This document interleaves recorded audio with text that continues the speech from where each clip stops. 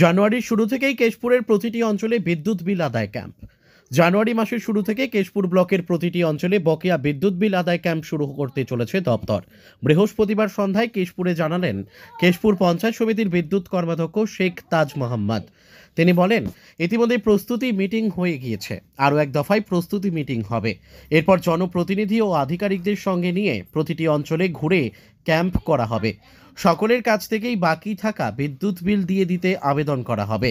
আবেদন করবেন আধিকারিক, জনপ্রতিনিধি সকলেই। ব্যুরো রিপোর্ট, সত্যের সন্ধানে কেশপুর।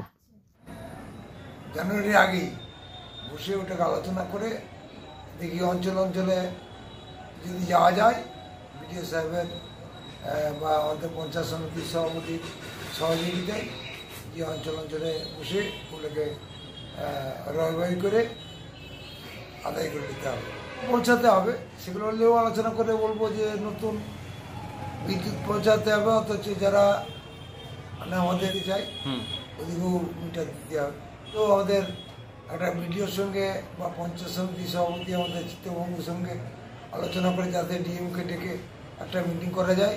বহু গ্রাহক আছে, তারা মানে মিটার নিতে চাই, নাহলে আবার লাস্টে দেখা যাবে সব বুকিং করে দিচ্ছে, এটা অসম্ভব না।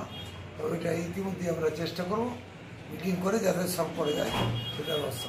সেটা ঠিক আছে, কিন্তু খামতি রয়ে যাচ্ছে। এই কারণে আমাদের তো জেলা স্তরে মিটিংটা হয়নি, বা আমাদের ব্লকে অবশ্যই করাতে হবে মিটিংটা। দেখছি, চেষ্টা করছি আমরা এই জানুয়ারির আগেই মিটিংটা করে দিলাম।